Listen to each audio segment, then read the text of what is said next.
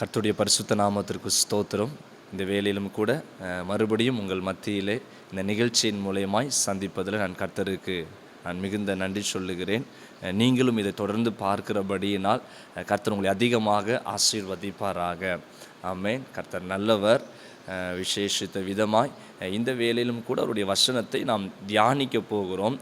இன்றைக்கு தியானிக்கிற வார்த்தை ஆண்டவருக்கு சித்தமானால் இன்றைக்கு இதை நம்ம தியானிப்போம். நாளைய தினத்திலும் இதனுடைய செய்தி தொடர்ச்சியாக ஒளிபரப்பப்படும். இதே தலைப்பின் கீழாக நாளைக்கும் இந்த செய்தியினுடைய தொடர்ச்சி இருக்கும். அதனால் தொடர்ந்து தேவனுடைய வார்த்தையை நீங்கள் பாருங்கள்.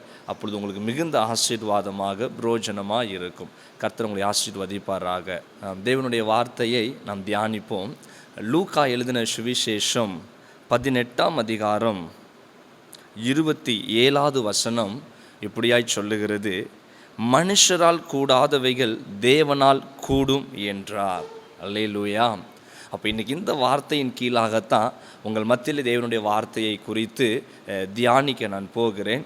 கர்த்தர் உங்களை ஆசீர்வதிப்பாராக. அப்போ ஆண்டவருடைய வசனம் இவ்விதமாய் தெளிவாய் சொல்லுகிறது, மனுஷனால் கூடாதவைகள் தேவனால் கூடும்.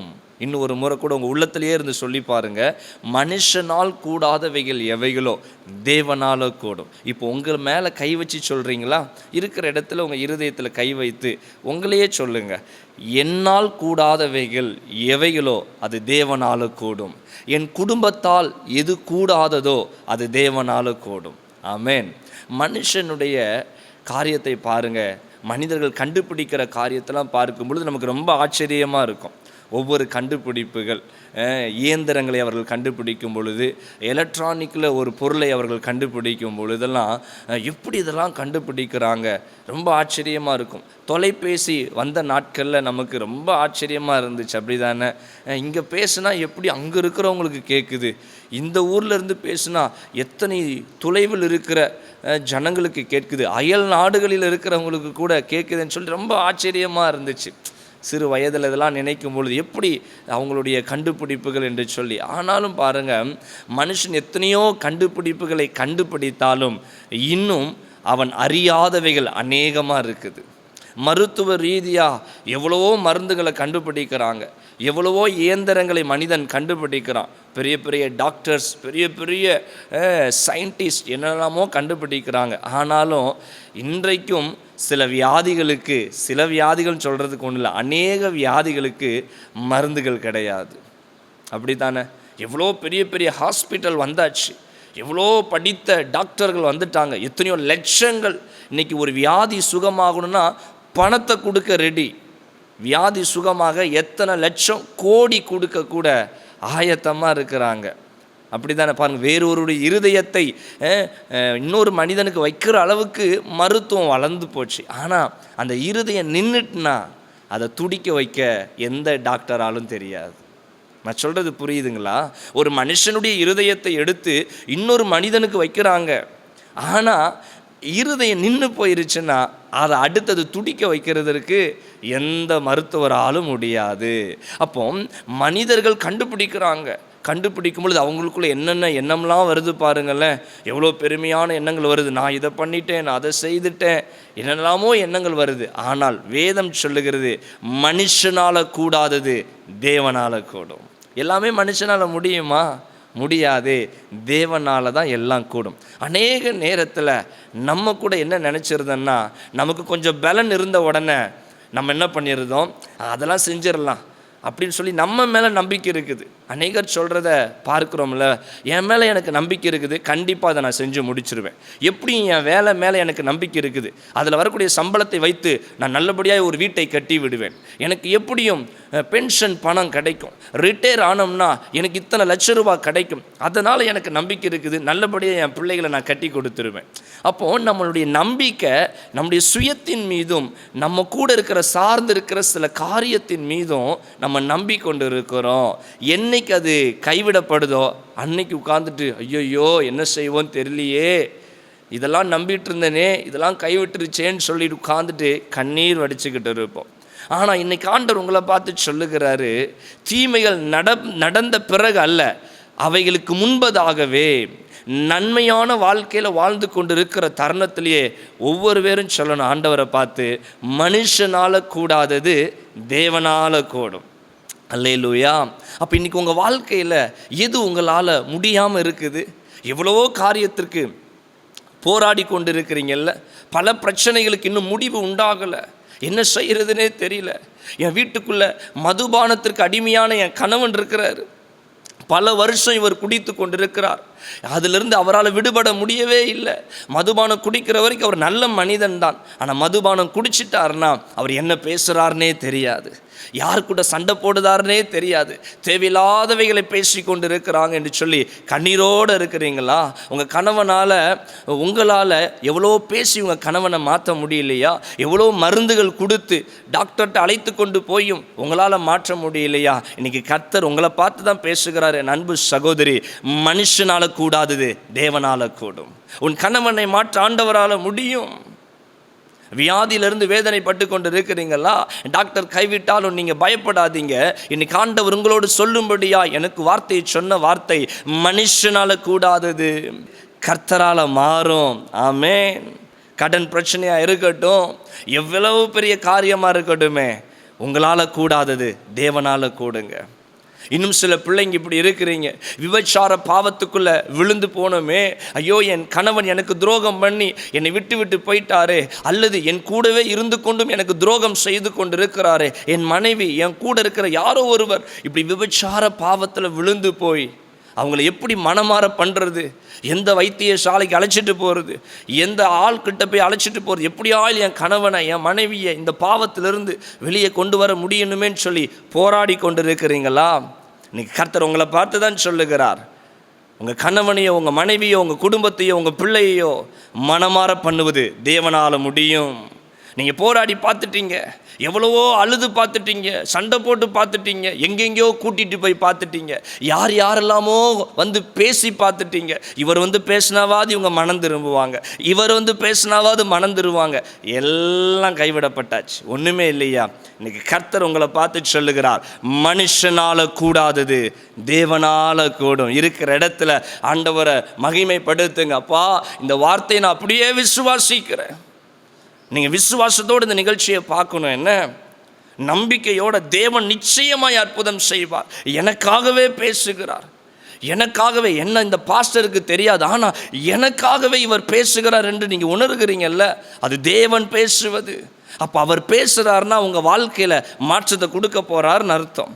அவர் உங்கள் உள்ளத்தில் உணர்த்துறாருன்னா அவர் நிச்சயம் சீக்கிரம் உங்களுக்கு ஒரு அற்புதத்தை செய்ய போகிறார் என்பது அர்த்தம். அல்லேலூயா. அப்போ சொல்கிறீங்களா, மனுஷனால் கூடாதது தேவனால் கூடும். ஆமென். அப்போ ஆண்டவரால் சகலத்தையும் செய்ய முடியுங்க. அவருக்கு முடியாதது ஏதாவது ஒன்று இருக்குதா? நிச்சயம் கிடையவே கிடையாது. அவரே சர்வ வல்லமையுள்ள கர்த்தர். அப்போ ஆண்டவர் அற்புதம் செய்வதற்கு அவர் ஆயத்தமாக இருக்கிறார். அப்போது நம்ம என்ன செய்யணும் என்கிற காரியத்தை இன்றைக்கு உங்களோட நான் பேசி உங்களுக்கு கற்றுக் கொடுக்க போகிறேன்.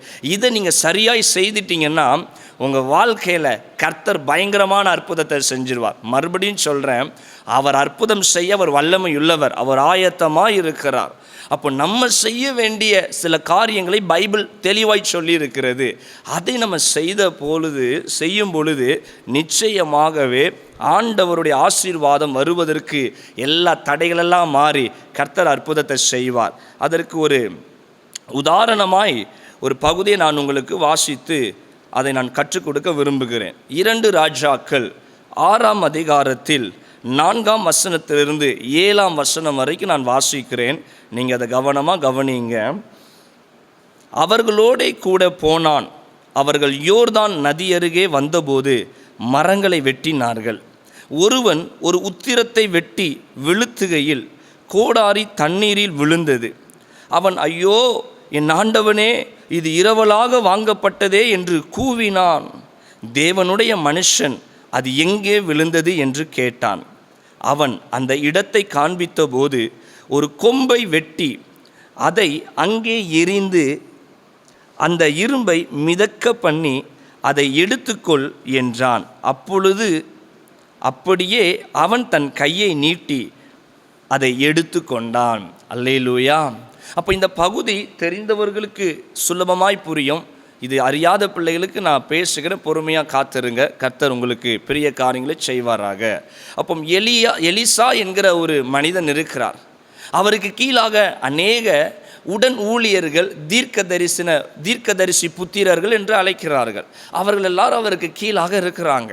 அப்படி இருக்கும் பொழுது அவர்கள் இருக்கிற இடம் நெருக்கமாக இருக்கிறபடியினால வேறொரு இடத்திற்கு நாம் குடிபெயர்ந்து போவோம் என்று சொல்லி அவர் கீழாக இருக்கிற ஜனங்கள் எல்லாம் என்ன பண்ணுறாங்க, ஒரு முடிவெடுத்து நாம் இந்த இடத்தை விட்டு வேறொரு இடத்துக்கு போவோம் அப்படி என்று சொல்லி புறப்பட்டார்கள். புறப்படும் பொழுது அவர்கள் வீடுகளுக்கு தேவையான மரங்களை வெட்ட வேண்டும் என்று சொல்லி ஒவ்வொருவரும் அவர்கள் கோடாரியை வைத்து மரங்களை வெட்டி கொண்டிருக்கிற பொழுதுதான் ஒரு மனிதனுடைய கோடாரி வெட்டி விழுத்துகையில் அவன் கோடாரி எதில் விழுந்து போகுது, அருகாமையில் ஓடிக்கொண்டிருக்கிற ஆற்றில் விழுந்து போகுது. விழுந்த உடனேயே அவன் பதறி போய், ஐயோ, இது நான் கடன் பட்டுல வாங்கிட்டு வந்தேன், இந்த கோடாரி இந்த ஆற்றில் விழுந்து போச்சே, நான் இனி என்ன செய்வேன் என்று சொல்லி அவன் பரிதபிக்கிறான். ஆற்றுக்குள்ளே கோடாரி விழுந்துருச்சு. பயங்கரமாக அழுகிறான். என்ன பாஸ்டர், கோடாரி போனதுக்கெல்லாமா அழுவாங்க? நான் பேசுகிறது எத்தனையோ 1000 வருடங்களுக்கு முன்பதாக நடந்த நாட்கள், சம்பவங்கள். இன்னைக்கு ஒரு அருவாவை உங்கள் வீட்டில் தொலைச்சிட்டா கூட உங்கள் அப்பா அம்மா என்ன சொல்கிறாங்க, ஒரு கத்தியை காணும். உங்களுடைய அம்மா கிச்சனில் சமாதானமாக இருப்பாங்களா? எங்கே வச்ச அந்த கத்தியை? டென்ஷன் ஆயிடுதில்ல. அப்போ அந்த நாட்களில் அவங்களுக்கு அதிக முக்கியமானது என்னது, கோடாரி, அருவாள். ஏன்னா விறகுகளை வெட்ட வேண்டியதான் பிரதானமான வேலை. இன்றைக்கி வீட்டுக்குள்ளே சிலிண்டர் தீர்ந்து போச்சுன்னா நம்ம சந்தோஷமாக இருப்போமா? சொல்லுங்கள். ஆமாம், அதே மாதிரி தான் அன்றைக்கு விறகுகள் மிகவும் பிரோஜனமானது, பயன் உள்ளது. சரிங்களா? அப்போ இந்த கோடாரி விழுந்த உடனே இவன் பதறுதான். அதுவும் இரவலாக வாங்கிட்டு வந்ததாச்சு, என்ன செய்யறது? அப்பொழுது எலிசா என்ன செய்கிறாரு, அவர் எந்த இடத்துலப்பா போட்ட அப்படின்னு கேட்டவன் அவர் காண்பிக்கிறார். காண்பித்த உடனேயே ஒரு மரக்கொப்பை வெட்டி அந்த ஆற்றில் போட்ட மாத்திரத்தில் விழுந்து போன கோடாரி, ஆற்றில் விழுந்து போன இரும்பு கோடாரி மேலே எழும்பி மிதந்தது என்று சொல்லப்பட்டிருக்கிறது. அல்லேலூயா.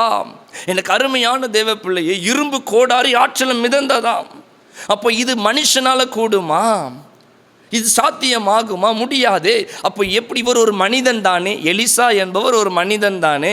அவர் என்ன பண்ணார், கொப்பை கிள்ளி போட்ட உடனே கோடாரி மிதந்துருச்சு. எப்படி? மனுஷனால் எப்படி முடியும்? நம்ம தான் இப்போ பார்த்தோம், மனுஷனால் கூடாதது தேவனால கூடும். அப்போ இங்கே எலிசா ஒரு மனிதன், இவர் என்ன பண்ணுகிறார், ஒரு கொப்பை போட்ட மாத்திரத்தில் அற்புதம் நடந்துருச்சு, இரும்பு கோடாரி மேலே வந்துருச்சு. அப்போ என்ன நடந்துச்சு? மறுபடியும் வசனத்தை நான் காண்பிக்கிறேன். 2 ராஜாக்கள் 6ஆம் அதிகாரம் வாசித்த வசனத்தை மறுபடி நான் வாசிக்கிறேன். 6வது வசனத்தினுடைய முதல் வரி அண்டர்லைன் பண்ணி கேடுங்க. என்ன சொல்லியிருக்குது? தேவனுடைய மனுஷன். என்ன போட்டிருக்கு பார்த்தீங்களா? எலிசா என்கிறவர் யாராமா? தேவனுடைய மனுஷனாக இருந்தார். அப்போ அவர் தேவனுடைய மனுஷனாக இருந்தபடியினால தேவன் அந்த மனிதனை எடுத்து பயன்படுத்தினார். அல்லேலூயா. அப்போ மனுஷனால கூடாதது தேவனால கூடுங்க. எப்படி ஒரு மனிதனுடைய கோடாரியை ஆற்றில் விழுந்து போனதை மிதக்க தேவன் அந்த மனிதனை கொண்டு பயன்படுத்தினாரோ, இன்றைக்கு இந்த நிகழ்ச்சியை பார்த்து கொண்டிருக்கிற அருமையான தேவ பிள்ளையே, உன் குடும்பத்துக்குள்ள பல போராட்டம், உன் குடும்பத்துக்குள்ள பல நெருக்கடி, பல வேதனை, அப்படி பற்களை கடித்த வண்ணமாய் நீங்கள் வேதனையோடு இருக்கிறீங்களா? என்னால் முடியலை, என்னால் தாங்க முடியலை. என்னை கர்த்தர் உங்களை பார்த்து தாங்க சொல்கிறாரு, விரக்தியில் இருந்து எதுக்குடா உயிர் வாழ்கிறோம், பேசாமல் இந்த உயிரை எடுத்துக்கிட்டா கூட கண்ணை மூடுனா நமக்கு எதுவுமே தெரியாத என்று சொல்லி வேதனையோட பார்த்து கொண்டு இருக்கிறீங்கல்ல, நீ கர்த்தர் உங்களுக்காக தானே பேசுறாரு. மனுஷனால கூடாதது தேவனால கூடும். அந்த வார்த்தை, இந்த சிறுமையை கொண்டு கர்த்தர் உங்களோட பேசுகிறார். விசுவாசத்தோட நம்புங்க, விசுவாசத்தோட பார்த்து கொண்டிருங்க. நிச்சயம் ஒரு அற்புதத்தை உங்க குடும்பத்தில் அவர் செய்ய போகிறார். மாறாததெல்லாம் இனி மாறப்போகுது. இயற்கைக்கு பார்ப்பட்ட அற்புதங்களை உங்க குடும்பத்துக்குள்ள செய்ய போறாரு. தரித்திரங்கள் மாறும், வியாதிகள் மாறும், சாபக்கட்டு, முற்பிதாக்களுடைய சாபக்கட்டு, பில்லி சூனிய கட்டுகளெல்லாம் அறுக்கப்படும். மனுஷனால கூடாதது தேவனால கூடுங்க. இன்னொரு காரியத்தை நான் உங்களுக்கு கற்றுக் கொடுக்கிறேன். அப்போ இந்த கோடாரியை மிதக்க தேவ மனிதன் உதவி செய்தார்.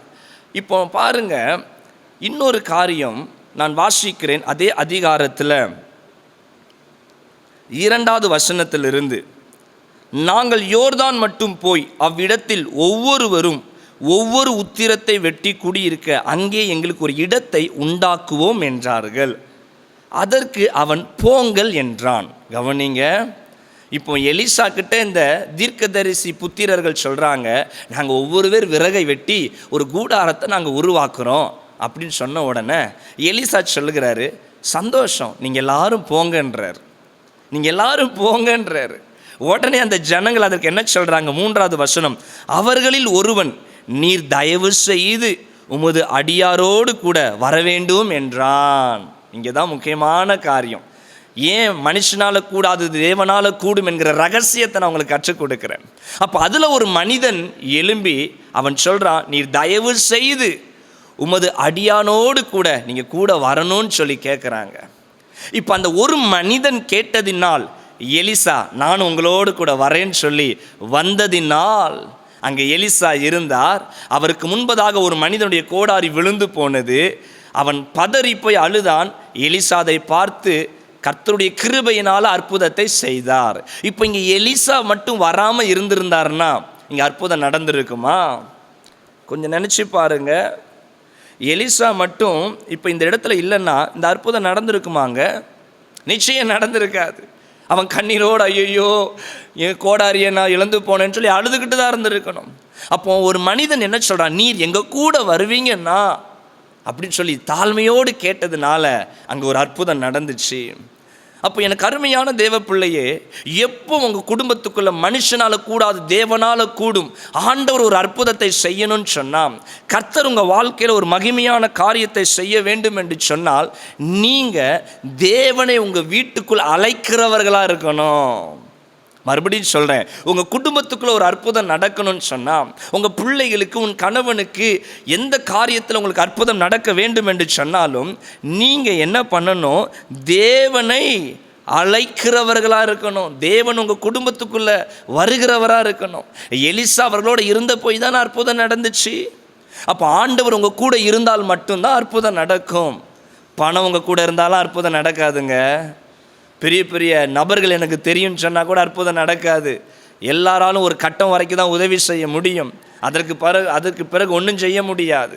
அப்போ எந்த வீட்டுக்குள்ள தேவன் இருக்கிறாரோ, எந்த வீட்டுக்குள் ஆவியானவர் வாசம் பண்ணுகிறாரோ அங்கே விடுதலை உண்டு. வசனம் சொல்லுதே, ஆவியானவர் எங்கேயோ அங்கே விடுதலை உண்டு. எனக்கு அருமையான பிள்ளைங்களே, இன்னைக்கு உங்களால் சொல்ல முடியுமா என் வீட்டுக்குள்ளே இயேசு இருக்கிறாருன்ட்டு? கொஞ்சம் யோசித்து பாருங்க. இந்த நிகழ்ச்சியை பார்த்து கொண்டு இருக்கிறீங்கல்ல, எங்கள் வீட்டுக்குள்ளே இயேசு கிறிஸ்து எங்கள் கூட வாசம் பண்ணிக்கிட்டு தான் இருக்கிறாரு பாஸ்டர், என் வீட்டுக்குள்ளே அவர் அசைவாடி கொண்டு தான் இருக்கிறார் என்று சொல்ல முடியுமா உங்களால்? அதை கொஞ்சம் உங்களை நான் சிந்திக்க வைக்க போகிறேன். இன்னும் கொஞ்சம் நேரத்தில் உங்களை நான் சிந்திக்க வைக்க போகிறேன். எத்தனை பேரால் உறுதியாக சொல்ல முடியும்? நல்லா இந்த மெசேஜை கவனிங்க. இயேசு கிறிஸ்து எந்த இடத்துல இருப்பார், எங்கே ஆண்டவருடைய பிரசன்னம் இருக்கும் என்று நாம் நம் ஞானத்திற்கு சொல்லுகிற பிரகாரம் அல்ல. நீங்கள் உங்களுக்கு தெரிந்தபடி ஏசப்பா இங்கெல்லாம் இருப்பார் நம்ம சொல்லுவதற்கல்ல.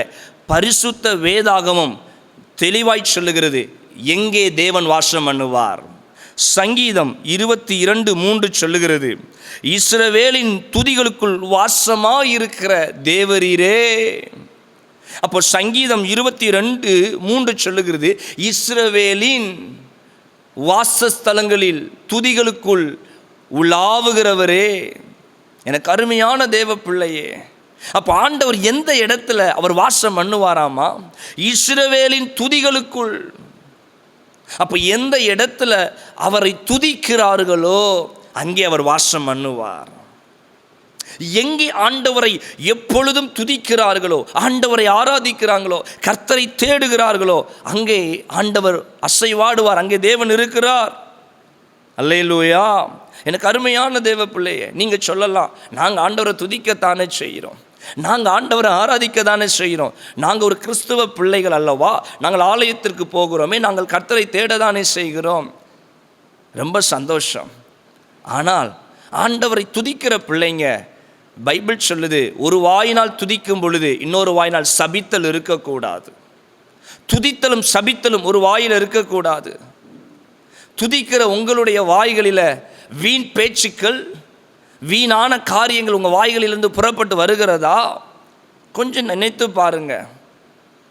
நம்ம அநேக தேவ பிள்ளைங்க வெறும் ஆண்டவரை துதிக்கும் பொழுது மட்டும் கரெக்டாக இருக்கிறாங்க, சர்ச்சுக்கு போகும்போது மட்டும் கரெக்டாக இருக்கிறாங்க, அவரை ஆராதிக்கும் போது மட்டும் நல்ல பிள்ளையாக இருக்கிறாங்க. வீட்டுக்கு வந்த பிறகு தேவையில்லாதவைகளை பேசுவது, அக்கம் பக்கத்தில் உட்கார்ந்து தேவையில்லாத அடுத்தவர்களை குறித்து பேசுவது. அப்போ எப்படி ஆண்டவர் நம்ம வீட்டுக்குள்ளே இருப்பார்? ஒருவரை கெடுத்து ஒருவரிடத்தில் சொல்லுவது, நல்லது செய்கிறோம் என்ற பெயரில் 4 காரியத்தை மற்றவங்களுக்கு கற்றுக் கொடுக்குறோம், தெரியப்படுத்துகிறோம் என்கிற பெயரில் இன்னாருக்கும் பிரச்சனையெல்லாம் கொடுத்துட்டு வந்துருந்தோம். அநேக நேரத்தில் உன் நல்லதுக்கு தான்ப்பா நான் சொல்கிறேன், உங்கள் அத்தை இப்படி சொன்னாங்க, உன் நல்லதுக்கு தான் சொன்னேன்னு சொல்லிட்டு மருமகள்கிட்ட போய் நல்லதுக்கு சொல்கிறேன்ற பேரில் சொல்லிவிட்டு மருமக நேரம் அத்தைக்கிட்ட போய் என்ன பண்ணிகிட்டு இருப்பா? சண்டை போட்டுக்கிட்டு இருப்பாங்க. நல்லது சொல்கிறேன்ற பேரில் பொருளையை பேசிட்டு வந்துருந்தோம், பிரச்சனை. ஆண்டவரை நல்லா துதிக்கிறோம், கர்த்தாவே நீர் நல்லவர்னு சொல்கிறோம், நம்ம வீட்டுக்குள்ளே நல்லவங்களாக இருக்கிறோமா? ஆண்டவரே நீர் இரக்கம் உள்ளவர்னு சொல்லி துதிக்கிறோம், நம்ம மற்றவங்களுக்கு இரக்கம் காட்டுகிறோமா? ஆண்டவரே என் பாவத்தை மன்னியும் என்று சொல்லி கேட்குறோம், மற்றவர்களை நாம் மன்னிக்கிறோமா? அப்போது நம்ம வெறும் ஜெபிக்கும் போது மட்டும்தான், ஆராதிக்கும் போது மட்டும்தான் ரொம்ப நல்ல பிள்ளை. ஆனால் வீட்டுக்குள்ளேயோ வெளியே போகும் பொழுதோ இல்லையே. அப்போ நான் டபுள் ஆக்ஷனாக நம்ம வாழ்கிறோமா? இரட்டை வேடம் போடுகிறோமா? இயேசு கிறிஸ்து எங்கே ஒருவராக இருந்தாரா, இரட்டை வேஷம் போட்டுட்டு இருந்தாரா? கொஞ்சம் யோசித்து பாருங்க. இயேசு கிறிஸ்து இரட்டை வேஷம் போட்டாரா? அப்போ ஆண்டவருடைய பிள்ளைங்க இன்னைக்கு சபையில் ஒரு வேஷம், தேவனை துதிக்கும் பொழுது ஒரு வேஷம், மற்ற நேரத்தில் இன்னொரு வேஷமாய் அல்லவா நம்ம இருக்கிறோம்? கொஞ்சம் நினச்சி பாருங்க. தேவன் சொல்லுங்க, இஸ்ரவேலுடைய துதிகளின் மத்தியில் வாசம் பண்ணுவேன். அப்போ இஸ்ரவேல் ஜனங்கள் அவரை துதிக்கும் பொழுது கர்த்தர் இறங்கி வந்தாருங்க. மோசே சீனாய் மலைக்கு போகும் பொழுது எப்போ தேவனுடைய பிள்ளைங்க அவரை துதிக்காமல் போகும் பொழுது பாவம் உள்ள வந்த உடனே அங்கே தேவன் இருந்தாரா? அதே ஜனத்துக்கூட தானே ஆண்டவர் இருந்தார், அவர்களோட தானே அசைவாடினார். ஆனால் அவங்க பாவம் செய்யும் பொழுது, துதிக்காமல் இருக்கும் பொழுது அங்கே தேவன் இருந்தாரா? கர்த்தருடைய கோபம் தானே வந்துச்சு. எனக்கு அருமையான தேவ பிள்ளையே, இன்னைக்கு கர்த்தரை துதிக்கிற இடத்துக்குள்ள தான் ஆண்டவரால் அசைவாட முடியும். உங்கள் வீடு இன்னைக்கு ஆண்டவரை துதிக்கிற வீடாக இருக்குதா? இப்போ பாருங்க, ஆண்டவரை துதிக்கிறோம், அவருடைய பெயர்களை சொல்லி ஆராதிக்கிறோம், இயேசுவை துதித்து நல்ல கிறிஸ்துவ பாடல்களை போட்டு கிறிஸ்துவ நிகழ்ச்சி. இப்போ உதாரணத்துக்கு நம்ம நிகழ்ச்சி இப்போ நீங்கள் பார்த்துட்ருக்குறீங்க என்ன, இப்போ இந்த மகிமை டிவியில் இந்த நிகழ்ச்சியை நீங்கள் பார்த்து கொண்டு இருக்கிறீங்க, அதற்காக நான் ஆண்டவரை ஸ்தோத்தரிக்கிறேன். இப்போ இந்த நிகழ்ச்சியை பார்க்கறதுக்கு முன்னாடி என்ன பார்த்துட்டு இருந்தீங்க? இந்த நிகழ்ச்சியை முடித்த பிறகு டிவியில் எதை பார்க்க போகிறீங்க? உங்கள் டிவியில் வெறும் தேவனுடைய நிகழ்ச்சிகள் மட்டும்தான் வருதா? இல்லை சீரியல் வருதா? இல்லை படம் பார்க்குறோமா? எத்தனை கிறிஸ்தவங்க வீட்டுக்குள்ள வெறும் தேவனுடைய நாமம் மட்டும் உங்கள் தொலைக்காட்சியில் மகிமைப்பட்டு கொண்டிருக்கிறது? எத்தனை கிறிஸ்தவ பிள்ளைகளுடைய செல்ஃபோனில் தேவனுடைய நாமம் மட்டும் மகிமைப்பட்டு கொண்டு இருக்கிறது? உங்கள் பிள்ளைகளுக்காக கண்ணீர் வடிக்கிறீங்களே, உங்கள் மகனுடைய செல்லில், உங்கள் மகளுடைய தொலைபேசியில், மொபைலில் தேவனுடைய நாமம் மட்டும் மகிமைப்படுதான்னு செக் பண்ணி பார்க்கணும். உங்கள் குடும்பத்துக்குள்ள தேவனுடைய நாமம் இதில் மகிமைப்படுதான்னு நீங்கள் பரிசோதித்து பார்க்கணும். அதனால தான் சொன்னேன், எலிசா கூட இருந்தவர்கள் சொன்னாங்க, நீங்கள் என் கூட வருவீங்கன்னா வாங்க அப்படின்னு சொல்லி வருந்தி கேட்டாங்க. அவர் கூட வந்தார். ஏசப்பாவை நம்ம வருந்தி கேட்குறோம், ஏசப்பா எங்கள் வீட்டுக்குள்ளே வாங்கப்பான்னு சொல்லிட்டு அந்த கிறிஸ்தவ நிகழ்ச்சிலாம் முடித்த பிறகு, சர்ச்சுக்கு போயிட்டு முடித்த பிறகு குடும்பமாக உட்காந்து எதை பார்க்குறோம்? அதை போடுப்பா, அந்த டிவியை போடுப்பா, சூப்பராக பாட்டு பாடுறாங்களே, என்னமோ அந்த சின்ன பிள்ளை பாட்டு பாடுது, என்னமோ இந்த சிரிப்பு நிகழ்ச்சிகள் இருக்குது. நான் சொல்கிறது புரியுது இல்லையா? இந்திய தொலைக்காட்சியில் முதல் முறையாக அப்படி சொல்லி போடுவாங்க. உடனே என்ன பண்ணிடுறது, எப்பா முதல் முறையாக போடுறாங்களாம்மா, வாங்க எல்லோரும் குடும்பமாக சாப்பாடு பானையெல்லாம் முன்னாடி வச்சுட்டு எல்லோரும் உட்காந்து பார்ப்போம் முதல் முறையாக. இதெல்லாம் பழக்கம் தானே. அப்போ ஆண்டவர் அங்கே இருப்பாராங்க? சொல்லுங்கள். அந்த கவர்ச்சிகரமான சில காரியங்கள் வரும்போது இயேசு துதிக்கிற, நம்ம துதிக்கு பாத்திரர் என்று சொல்கிறோமே, அந்த துதிக்கு பாத்திரர் உங்கள் கூட உட்காந்து படம் பார்க்க முடியுமா? உங்கள் வீட்டுக்குள்ளே, உங்கள் வீட்டுக்குள்ளே உட்காந்துட்டு அந்த சினிமா பாடலை கேட்க முடியுமா? அல்லேலூயா. நேரம் முடிஞ்சு போச்சு பாருங்கள், டைம் இல்லை, அதனால் நான் இதோடு நான் முடிக்கிறேன் என்ன. அப்போது இன்றைக்கி ஆண்டவருடைய வார்த்தை உங்களுக்கு நேராக வருகிறது. மனுஷனால் கூடாதது தேவனால் கூடும். அப்போ யாருடைய வாழ்க்கையில் அற்புதத்தை ஆண்டவர் செய்வார், யாருடைய வாழ்க்கையில் இயற்கைக்கு அப்பாற்பட்ட மகிமைகளை நடத்துவார்னு சொன்னால், துதி எந்த வீட்டுக்குள்ளே உண்மையாக இருக்கிறதோ, அவரை மாத்திரம் மகிமைப்படுத்துகிற ஒரு வீடாக இருக்குன்னு சொன்னால், அவர் வந்து அசைவாடும் பொழுது அவர் அப்படியே வருவார். ஏதேன் தோட்டத்தில் எப்படி குளிர்ச்சியான வேலையில் அசைவாடினாரோ அதே போல் உங்கள் வீட்டுக்குள்ளே அசைவாடும் வரும்பொழுது நீங்கள் பாட்டுக்கு தேவையில்லாமல் கதை விட்டுக்கிட்டு, தேவையில்லாமல் கணவன் மனைவி சண்டை போட்டு கெட்ட வார்த்தை பேசிக்கிட்டு, இவர் அவங்க அம்மா அப்பாவை திட்ட, அந்த அம்மா இவங்க அம்மா அப்பாவை திட்ட, இவங்க அக்கா தங்கச்சி திட்ட, இப்படி மாற்றி மாற்றி இருக்கும் பொழுது ஆண்டவரால் எப்படிங்க இருக்க முடியும்? அல்லேலூயா. எனக்கு அருமையான தேவ பிள்ளையே, இன்றைக்கு ஒரு மனம் திரும்புதல் ஒவ்வொரு பிள்ளைகள் மத்தியில் வேணும். நம்ம கண்களை மூடி நம்ம ஜெபிக்க போகிறோம். எல்லாரும் ஒரு விஷயம், கண்களை மூடி, அப்பா எங்களுக்கு ஒரு நல்ல ஒரு மனமாற்றத்தை தாங்கப்பான்னு சொல்லி கேளுங்க. நான் சுருக்கமாக ஜெபித்து முடிக்க போகிறேன். எல்லாரும் ஒரு விஷயம் இருக்கிற இடத்துல கண்களை மூடி, மகிமையின் தேவனே, நாங்கள் உம்மையும் துதிக்கிறோம், இந்த உலகத்தையும் நாங்கள் இன்பமாய் அனுபவிக்கிறோம்ப்பா. நாங்கள் உங்கள் பாட்டையும் பாடுறோம், சினிமா பாட்டையும் கேட்குறோம், உங்கள் நிகழ்ச்சியும் பார்க்குறோம். முடிந்த பிறகு உலக பிரகாரமான நிகழ்ச்சிகளையும் பார்த்து ஏதோ ஒரு நேரப்போக்குன்னு சொல்லி தேவையில்லாமல் அசுத்தங்களை நாங்கள் செய்து விடுகிறோம். எங்களுக்குள்ள ஒரு மனமாற்றத்தை கொடுங்கப்பா, மனமாற்றத்தை கொடுங்க. எங்கள் மத்தியில் இறங்கி வாரும் என்று சொல்லுங்கள். நாங்கள் இன்றையிலிருந்து எங்களை ஒப்பு கொடுக்கிறோம். இனி உமக்கு உண்மையாய் மாத்திரம், உமக்கு ஒருவருக்கே துதி, உமக்கு ஒருவருக்கே கனம், நீர் மாத்திரம் என்பதை நாங்கள் அறிந்து கொண்டோம். நீ வீணான காரியத்துக்கு எங்கள் வீட்டுக்குள்ளே இடம் கொடுக்க மாட்டோம். என் டிவியில் இடம் கிடையாது மற்ற காரியங்களுக்கு, என் செல்ஃபோனில் மற்ற காரியங்களுக்கு இடம் கிடையாது, என் சிந்தனையில் மற்ற காரியங்களுக்கு இடம் கிடையாது. என் இயேசு கிறிஸ்துவுக்கு மாத்திரமே. ஆண்டவரே, இந்த வேலையில் யார் யார் உண்மையாய் ஒப்பு கொடுத்து இருக்கிறார்களோ அவங்க குடும்பத்துக்குள்ள மனுஷனால் கூடாதது தேவனால் கூடும் என்பதை இந்த ராத்திரியே என் தேவன் நீர் நடத்தி காட்டுவீராகப்பா. பிள்ளைகளை ஆசீர்வதியும், மேன்மைப்படுத்தும். இயேசு கிறிஸ்துவின் நாமத்தில் ஜெபிக்கிறோம் பிதாவே, ஆமென், ஆமென், ஆமென். எனக்கு அருமையான தேவ பிள்ளைங்களே, இந்த நிகழ்ச்சியின் மூலிமா கர்த்தர்களோடு அவர் பேசியிருக்கிறார். அதை நான் விசுவாசிக்கிறேன். ஜெபிச்சுட்டு உங்களுடைய காரியங்களை செய்யுங்க, கர்த்தர் உங்களை ஆசீர்வதிப்பார். இதனுடைய தொடர்ச்சி நாளைய தினத்துலையும் இருக்கும் என்ன. அதனால் நாளைய தினத்தில் இந்த நிகழ்ச்சியை தொடர்ந்து பாருங்கள். உங்களுக்கு விரும்பினால் நீங்கள் என்னோட என்ன பண்ணலாம், நீங்கள் பேசலாம். கர்த்தர் உங்களை ஆசீர்வதிப்பாராக. ஆமென்.